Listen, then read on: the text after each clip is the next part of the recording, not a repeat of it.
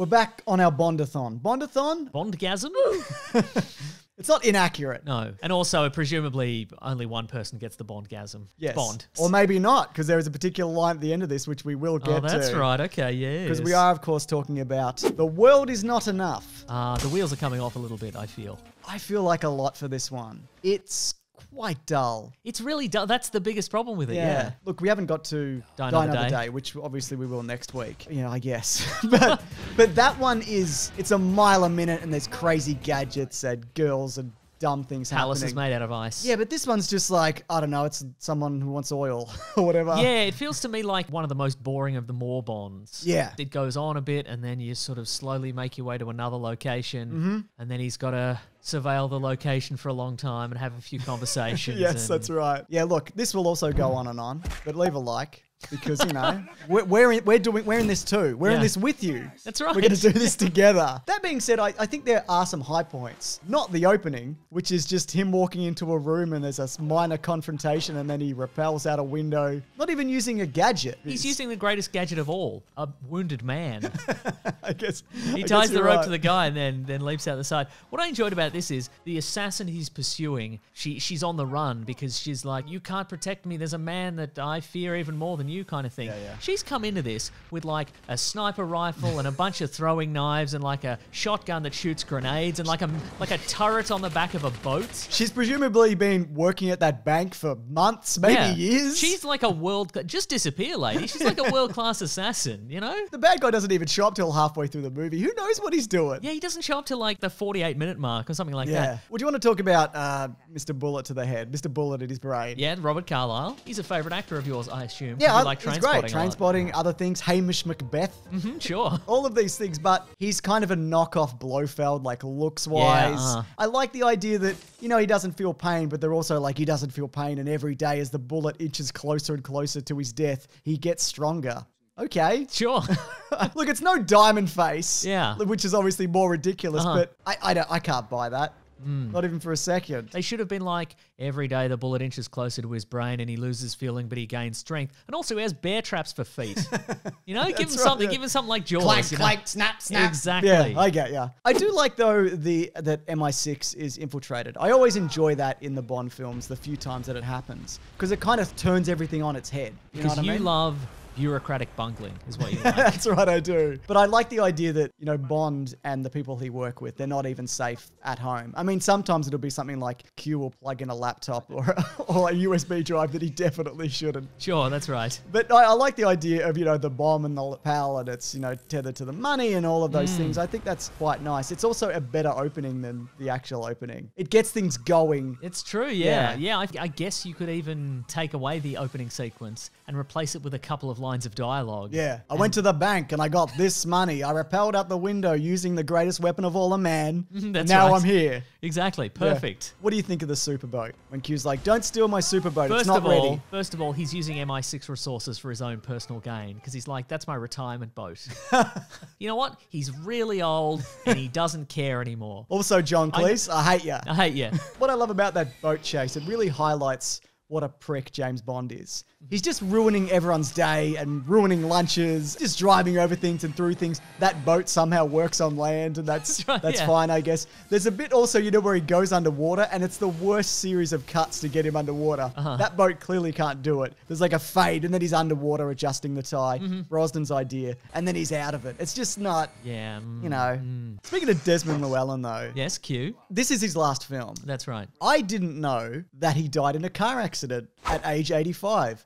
I thought he died of old age. Right? Yeah. That's incredible to me that happened. And it was street racing. Wow. Yeah. What's with that last line? He says to Bond, I've always taught you two things. Never let him see you bleed and also have an escape route. No, the only things he's ever said to Bond are, bring back my equipment in good condition. Yeah. Or you're dead.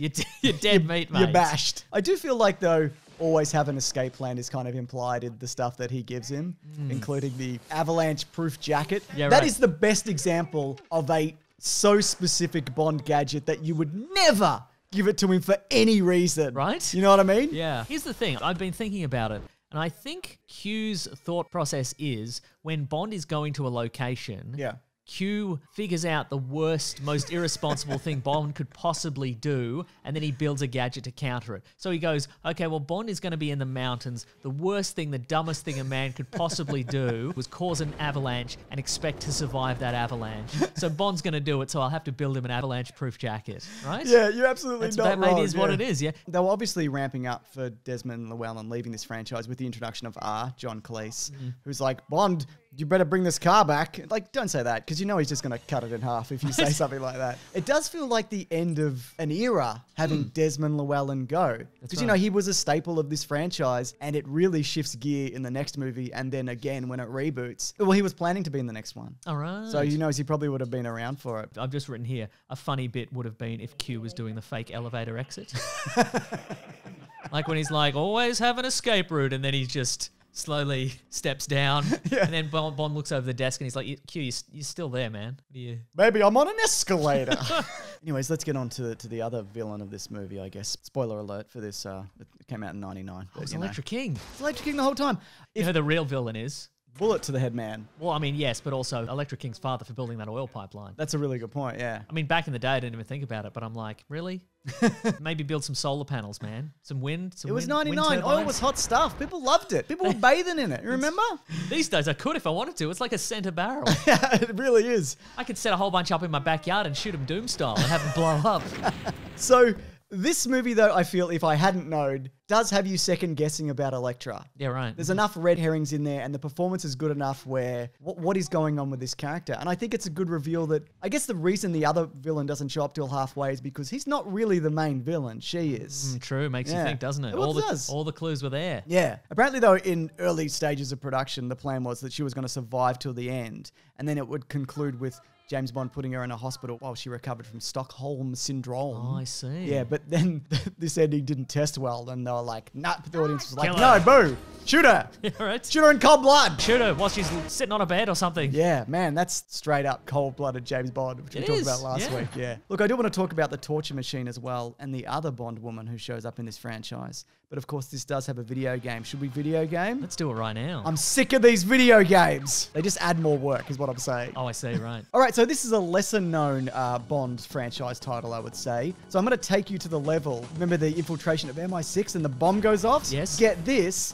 They've tweaked it so more fun. A SWAT team like Storm. And you have to fend off all these attackers. Oh, it's not just a quick time event. You have to keep shoving Q out of the way. No, basically that's a Q time event. Well, we do actually see Q, and we also get to the boat chase, which I'm sure you're very excited about. Yes. Yeah. So this is actually the swan song of Eurocom. I'll name a few later, but they did James Bond Jr. the video game. Oh, can you shoot M just quietly? This has been often... Is that Tanner? Shoot him. It's just something. Not shooting anyone. If you shoot it's one... Moneypenny. Don't shoot Moneypenny. If you shoot one person who you're not supposed to, you fail the mission. Wow. So it's pretty harsh. I mean, that's... Get out of the way! I'll just let him get shot. Yeah, as long as I don't shoot him, it's on fine. a technicality, that's totally fine, yeah. That guy went down to tie his shoelaces. Well, he shouldn't have. It's not the time, is it? It's hardly the time. As you can tell from the bottom right corner, Bond is officially single in this game, so he can sleep with whoever he wants. Oh, man. So, yeah, this is oft compared to, obviously, the other Bond game that was on the Nintendo 64. Yeah, right. There was two versions of this. There's a PlayStation version. This is considered oft superior. It looks pretty solid. Yeah, like, well, it's kind of... because it was at the tail end of the Nintendo 64. It's Eurocom's last game. And they kind of considered it their swan song. Yeah, right. And it's running off the Quake engine. They wanted to make it the fastest first-person shooter on the Nintendo 64. And I think it is. Yeah, it feels, It's really quick compared to GoldenEye especially. But I'm not sure if that is a good thing or not. Because GoldenEye is a bit more methodical and this is more kind of run and gun. Right. So it's fun, but it's a bit hectic in the way that... But is that the Bond vibe? But I mean, you know, I think maybe the Brosnan Bonds are pretty run and gun. Yeah, that's true. The movies. I like the reload action. Oh, it's great. And that's actually one thing they didn't have in the last Nintendo 64 game. If you remember, his hand would go off screen. That's right. And to scratch his balls. Yeah, that's right. But now, like, even you load the shells and things like that. Yeah. Which is cool. Well, there sure are a lot of guys that have infiltrated MI6's security. My favorite gun, though, is this super duper watch. Oh, yeah, here we go. Oh, my goodness. Don't stun M. Doesn't matter, does it? You can just load it again. Right, I'm off. Let's not use this watch, eh? Of course, in the movie, at this point, there's only really one assailant. Yes, that's so right. am I correct in assuming that at the end of this, there'll be a hot air balloon chase with like 50 guys? There is actually 50 hot air balloons? There is actually in the next level. Yes. And you can't actually attack the assassin. You can't kill her. You're just supposed to take her alive, even though she ends up dying as she does in the movie. The idea is that you just got to chase her through the London Underground and all this other kind of stuff. But what I'm doing now, I'm activating the security systems. I'm getting Dame Judi Dench locked down. I hope they rotoscoped her. I hope she had to wear a ping pong ball. Not bad, right? Pretty good? Pretty good, Mason. No, quite bad, actually. Slightly better than GoldenEye. Yeah, it's vaguely better. She's safe. I like how the security center sign was the Bond font. Yeah, that's how it worked. So they've adapted them all in MI6. It's a classy establishment. That's a big old gun. Yeah, you know it. You know what I enjoy about this? We'll see it in a moment. Is that the villains the bad guys sort of realistically stumble after you shoot them. They're like, oh, I'm really struggling. I have a family. I'm dead. There's not the finesse though of the last one, you know, where you shoot them in the hand and they hold it and they shake it. There's none of that. It's just kind of they stumble and fall down. Oh. Yeah. But I think this is a really good extension of the movie, because often, you know, when they throw in a mission, you know, from in a game like this, it's got entirely nothing to do with and it's horrible. But I think this is actually a really fun addition. They're all dead. They'll be okay though. Yeah, they'll be fine. Should I use my Bond watch? I don't want to. Does it have anything besides a stunner? You can use like grapple to very specific points later. Cool. But I don't need to do any of that in this level, unfortunately. Activate the sprinklers. Yeah, because there's fires. He's a 00 agent. That doesn't mean licensed to uphold the fire code. His job is to kill all the men and bed all the women and some of the men. Oh, Mr. Bond. Yeah, and also kill some of the women. Kill some women also, yes. He does it all. As a all. last resort, he'll kill some of the women. Yeah, that's right, yeah. One of my friends sits this one out. She's just dead. Also, this is much better than the last one that we played.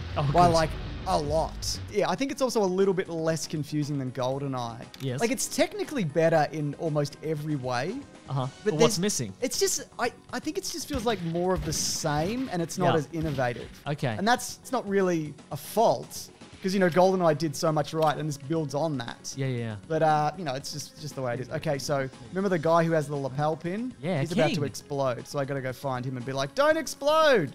But guess what? Will it be too late for him to not explode? Yeah. But that's okay. Yeah. Also, this is incomprehensible if you hadn't seen the movie, because I started playing this before I rewatched the movie, and I'm like, what is any of this? Who's this guy? And, you know, he tells you about the pin. He's like, he's it was still the alive. pin. It was the pin. But in the movie, Bond's like, it was the pin. I figured it out. Yeah. Or whatever happens in that movie. Who's to say? You know what? I enjoyed the fact, and I think this is new for the game, that the doctor he's looking for was named Dr. Warmflash. It was kind of... I didn't even notice that. I feel like it's supposed to be like a sexy doctor name, but they're limited by what they can get away with in this. Like, you can machine... It sounds like menopause, right? Yeah, exactly. You can machine gun 200 men, but you may not have a woman with an innuendo-ish name. Absolutely not. Shotties are good. Yeah, Shotties are good, mate. Ah, yeah, Shotty's all right. Yeah, Shotty's a good mate. Oh, got that guy. Got this guy too. Yeah, you got him. That guy lived. For now. Ooh. Hey. It looks like he's in a scuba suit. Where's he off to? You know what? They probably came in from the Thames. Probably came in from the Thames. You're approaching the Thames. Yeah. That's the natural fauna of the Thames. Yeah. Here we go. Come on, let's go. She knows my name. I bet if you played it, would say Mason. She'd say, let's go, Mason. No, that's true, yeah. Let's go, Nick Mason. That's at right. Wikipedia Brown on Twitter, she'd say. That's correct, yes. Whoop. Love your Instagram, should say. Nick Mason, Nickmaseau. You make a lot of fun little posts, should say. That's right, yeah. The thing about this as well is it's actually got spoken dialogue, which GoldenEye didn't. Because it used their N64 expansion, they were able to put in 500 lines of dialogue. Oh. And they only got one actor back. Guess who it was? Denise Richards? I played a nuclear psychiatrist in a James Bond movie. No. Q. Yes. Huh. No, it's R. You were close. Oh, it's John Cleese. Okay. Yeah, John Cleese. Right. There you go. All right, here we go. This is the exit you're going to love. And you're going to see Q in all his glory. Q in video game fashion, like you've never seen before. A fully rotoscoped Q. I just bump into that guy, that's fine. Don't even worry about it. Look at him. Oh my goodness, he's so rotund. They did him dirty, I feel. Yeah. All right, I'm going to show you the chase. Okay, I'm ready. You excited? Yeah. You shouldn't be. Look at this. Oh, my God. it's a heart-wrenching chase. Yeah, I'm controlling this. I'm not. You can't control it. They didn't program it in. So it's just a cutscene. You don't get to actually use the boat. Oh, this is still a cutscene. Yeah, this is the cutscene. I'm not doing Wow. anything. Yeah, so there you go. So But you see, the thing is that perhaps you want to use the boat, driving right? the boat would be an exciting extension of this, Yeah. the game itself. Yeah, You'd enjoy absolutely. that. You'd enjoy playing in the boat. It really makes you look like you're going to drive the boat, right? Yeah. Also, you know it says don't kill the assassin? You can Yeah. kill the assassin straight away and it punishes you. It's like, no! Don't kill the assassin. I'll do it right now if I can. Okay, great. See, it's Well, over. That was quick. Wow. I did it. So just quickly before we wrap this up, Yes. Eurocom have actually made a bunch of games that people may remember and like. James Bond Jr., as mentioned. Sensible Soccer. Remember Sensible remember, Soccer? of course I do. That was fun. Yeah. Mortal Kombat 4 on the Nintendo 64, which I would argue, no, this is only my opinion, that's my favorite Mortal Kombat game because it's the one I'm best at for some reason. Oh, okay, right. Yeah. It's not about fun, it's about being the best. That's right. Isn't that video games though? Yeah, I guess So this is the worst level in the game. It's a horrible rail shooter. It's just atrocious and very difficult. But they also did James Bond Nightfire, the follow-up to this, which is another very good Bond game. But it's not based on any of the movies, but it is kind of the Brosnan era. And they also did Predator Concrete Jungle, which There we've you looked go, at. yeah. Batman Begins, the video game, which is fine-ish. Yep, sure. GoldenEye Reloaded. And they also did 007 Legends, which we might come back to next week because guess what? There's some another bloody game, There's isn't some there? bloody Die Another Day There's stuff another in movie. it. Yeah, that's right. Oh, no. Yeah, and it's the worst one. yeah. That's very indicative of the fall of the Brosnan Bond franchise where you're like, at the end, you fight a guy who shoots electricity. Yeah, that's right. Yeah. I want to talk about that torture machine. Okay. Bond torture is synonymous with Bond. Oh, right? yes. Some of them are not good, like the drilling machine, which takes away his memories or something. Oh, yes, Remember sure. in that newer Inspector one? or Yeah, Skyfall? whatever. Yeah. But you know, there's obviously the rope getting hit the nuts. There's the laser. I think this is one of the best ones. Oh, you think so? Very simple, you know, hearing the click of it and seeing it press into his spine. Pierce Brosnan's doing a good job of being like, ooh, no good. Oh, that's smart, he says. What I also like about this is he's injured at the start. And this is something that I guess Skyfall does. And he's injured for the rest of it. So there is that kind of sense of like, he's not at his best for You know this what? movie. They should have let 009 cover this. I mean, he'd been investigating ahead of time. I don't know who he or she is, but I reckon he should have. And then he goes to the doctor and he seduces her to get his way, even though he's clearly not up for it. Or he's up for it. He's always up for it. But also, I feel like surely at this point, all the women of MI6 have like warned each other off this dude. Like they've all got a story about this guy. And also, surely Em would be like, oh, you've been cleared for duty. Yeah. Hey, doctor, did you get seduced for this? Oh, Yeah. you did. Okay, you're all fired. All of you are fired. But you, Bond, get out.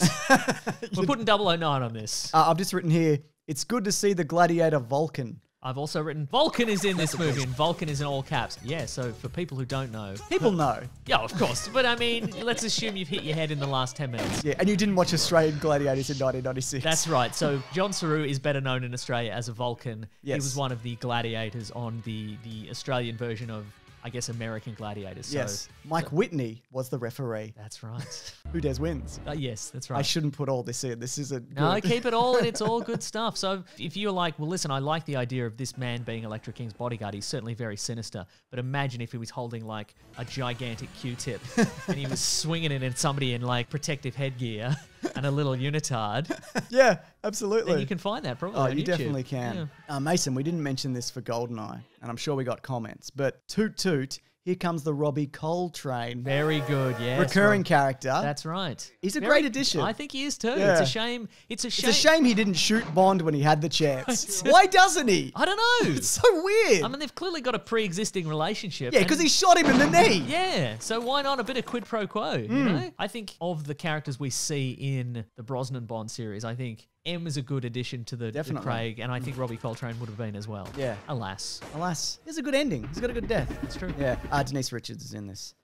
She was apparently attracted to the role of Dr. Christmas Jones, a name that nobody would ever have, as she found the part to be brainy, athletic, and had a depth of character, a change in direction from previous Bond girls. That's what they always say, though. Isn't it just? Now, the this producers- isn't like your The classic Bond producers girls. always lie, and then they're Yeah. like, this one isn't going to be like all the other Bond Yeah. girls. She's in a different different movie. She should be in Die Another Day. Yeah. Because I know she gets or a lot Tomb Raider. Yeah, well, that's obvious homage, that outfit. But if you put her in the next one, nobody would have noticed. No, that's I know true. she gets a lot of flack for this. And look, she's not good in it and she doesn't fit. But it's not her fault. It's Denise Richards in this boring-ass Bond movie. Right, exactly. It doesn't go together. Yeah. And she's in all the scenes where it's just Bond in like a Russian Department of Energy jumpsuit, just filling in forms. You know, that's not the kind of movie she should be in. So the ending of this, they get in a submarine. Yes. And what's disappointing about this is, and you don't always need to go this way, like a big Bond lair or a castle or inside a volcano, but it's just slippery men awkwardly climbing over poles in this awkward fist fight. Sounds like a perfect movie for a lot of people. Sure. Don't kink shame people who want slippery men on poles. Come on.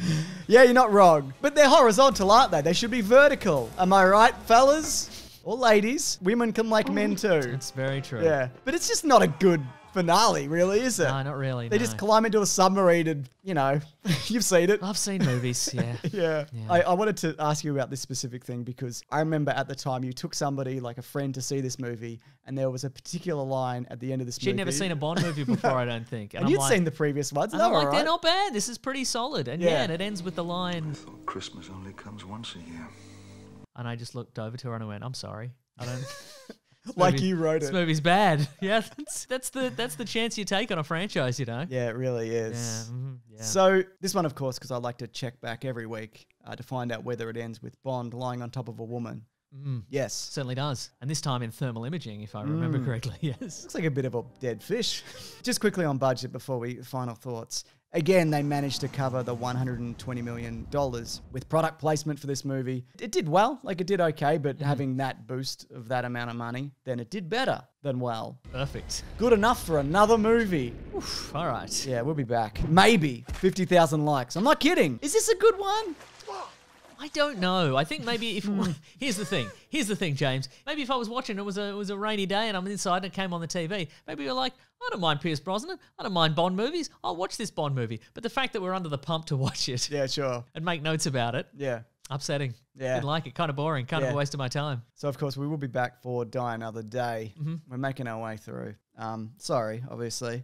But that one, I guess, is nothing. I mean, it's entertaining. That's what I remember about it. I despite hope it it being is. terrible. Yeah, we'll find out, won't we? Yeah. But, of course, we also have a podcast called The Weekly Planet. Don't we, Mason? Yes. And we talk movies, we talk comics, we talk TV shows. All of those things have been a Bond thing. Comes out every Monday morning, so if you want something to listen to in these times, this is use your times to listen to this one for good times.